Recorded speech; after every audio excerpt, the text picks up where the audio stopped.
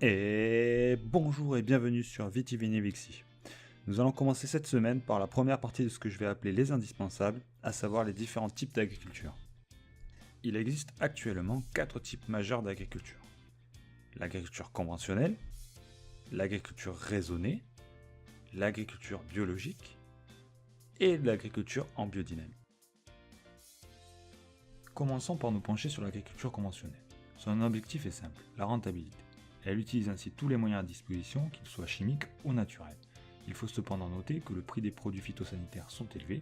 De plus, cela ne fait plaisir à aucun agriculteur de détruire des terres qui sont souvent transmises depuis 3 ou 4 générations. Beaucoup tendent donc à raisonner leur action. C'est d'ailleurs la seconde agriculture que je vais vous présenter, l'agriculture raisonnée. Son objectif est de maintenir au maximum la production et la qualité tout en faisant attention à l'environnement. Elle raisonne toutes ses actions ainsi que l'utilisation des produits chimiques. C'est l'agriculture qui est la plus proche du bio, mais qui utilise tout de même la chimie. Parlons donc de l'agriculture biologique ou bio. Bien connue de tous, mis en avant par les médias, c'est une agriculture qui renie les produits chimiques. C'est actuellement la seconde agriculture la plus répandue, mais ce n'est pas la plus naturelle. L'agriculture en biodynamie est sous bien des points plus naturels.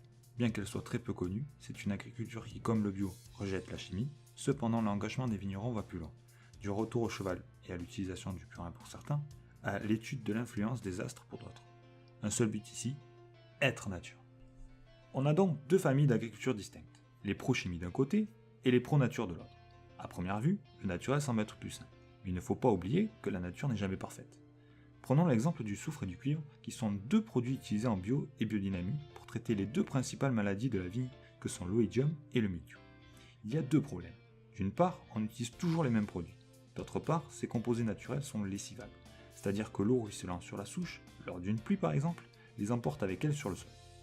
Cela force donc les agriculteurs à traiter après chaque pluie, renforçant ainsi le phénomène de saturation des sols en cuivre et en soufre.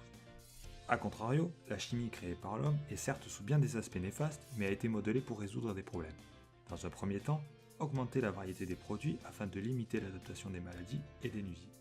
Dans un second temps, rendre les produits systémiques, c'est-à-dire qu'ils pénètrent au cœur de la souche et restent ainsi effectifs environ 14 jours, quoi qu'il se passe. Ce qui a pour effet du coup de diminuer la fréquence des traitements.